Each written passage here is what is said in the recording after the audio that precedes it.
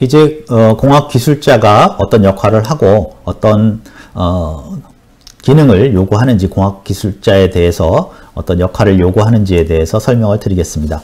공학기술자를 정의를 하면 공학기술을 가지고 있으며 이를 적용할 수 있는 사람입니다. 그러면 이걸 이제 공학기술이라는 정의랑 같이 얘기를 하면, 공학기술자는 수학, 과학, 그리고 기술을 이용하여 문제를 해결하고 제품을 개발할 수 있는 사람. 그렇죠. 공학기술의 정의를 실현할 수 있는 사람, 실천할 수 있는 사람이 바로 공학기술자라고 볼 수가 있습니다.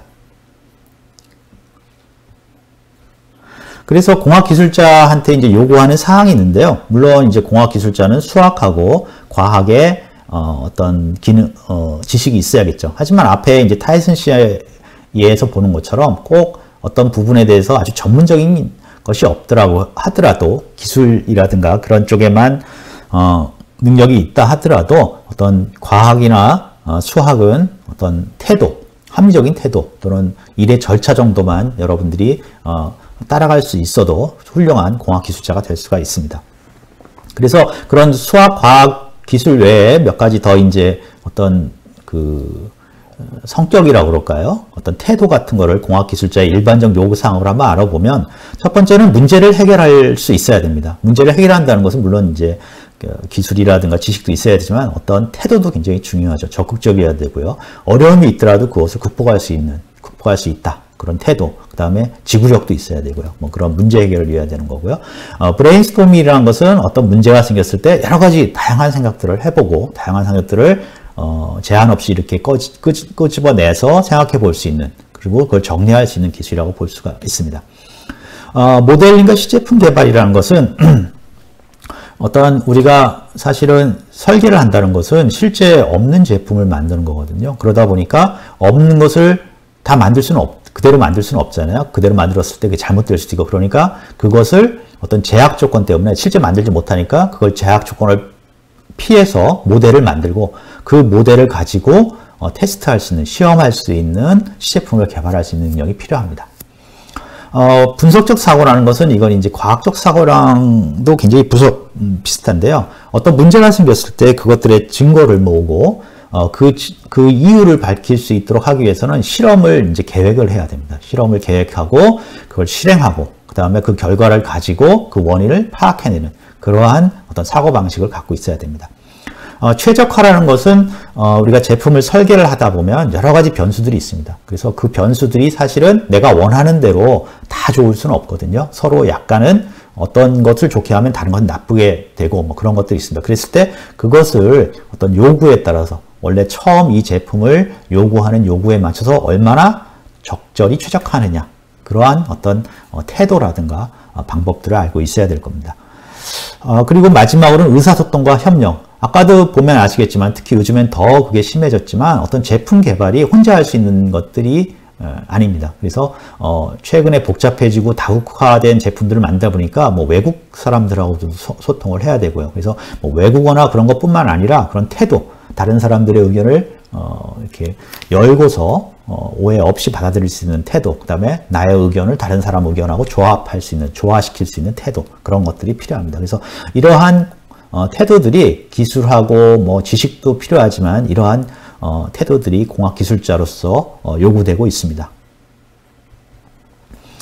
그 ABET이라는 곳이 있습니다. 미국의 공학 인증을 하는 기관인데요. 미국뿐만 아니라 이제 전 세계에 있는 공학 교육 프로그램들이 이게 공학 교육에 적합하다라고 인증을 해주는 데인데, 거기서 공학기술자에 대한 요구사항을 쭉 나열을 하고 있습니다. 그래서 그것을 한번 보면 공학기술자한테 어떤 것들이 요구되고 있구나 하는 것들을 아마 여러분들이 이해할 수 있을 겁니다.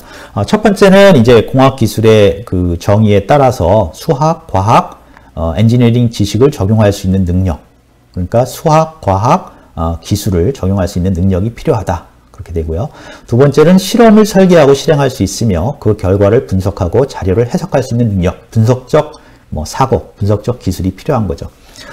그 다음에 이제 거기 보면 경제적, 환경적, 사회적, 정치적, 도덕적, 안전, 생산 가능성, 그리고 지속 가능성 측면의 실질적 제약 조건을 고려하여, 굉장히 복잡하죠. 그런데 앞에 제가 쭉 말씀드린 건 결과적으로 가치입니다. 가치. 앞에 우리가 QCD라든가 이노베이션, 혁신 또는 지속 가능성 등의 어떤 가치를 말씀드렸잖아요. 그 가치에 맞는, 그 가치에 적합한, 그것을 고려한 시장 요구를 만족시키는 시스템 구성 요소 그리고 과정을 설계할 수 있는 능력.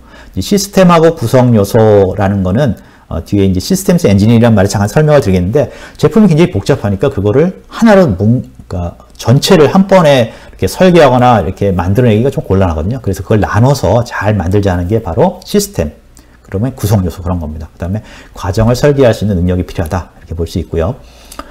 여러 분야에 모인 학제간 팀에 참여할 수 있는 능력. 학제간이라는 것은 서로 다른 분야라는 뜻입니다. 뭐 전자, 기계, 산업공학, 소프트웨어 이런 사람들이 모여서 어떤 팀을 이뤄야 되거든요. 현대의 제품 개발은. 그런데 그때 그것들에 잘 참여할 수 있고 잘 조정할 수 있는 능력이 필요하고요. 그 다음에 이제 공학 기술을 인식하고 수식하여 해결할 수 있는 능력. 이거는 우리가 공학 아까 모델링하고 관계가 있습니다. 어떤 문제를 인식하고 그걸 실제 만들면 좋지만 만들지 못하니까 어떤 식으로 수학적인 모델이라든가 특히 뭐 소프트웨어로 만들어 본다든가 또는 다른 모델로 만든 다음에 그것을 가지고 어떤 실제 문제를 해결해 보는 그런 능력을 말합니다.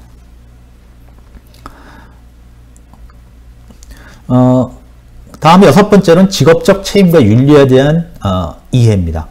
그러니까 예를 들어서 여러분들이 다리를 만들었는데 중요하죠. 다리를 만들었는데 공학적인 기술도 중요하지만 이 다리가 잘못되면 사람들이 다칠 수 있다. 또는 죽을 수 있다. 그런 것들에 대한 인식을 갖고 있어야 되는 거죠. 그래서 거기에 맞춰서 여러분들이 공학적인 어떤 공학기술자로서의 책임과 윤리의식이 갖고 있어야 되고요. 효과적인 의사소통 능력도 필요하고요.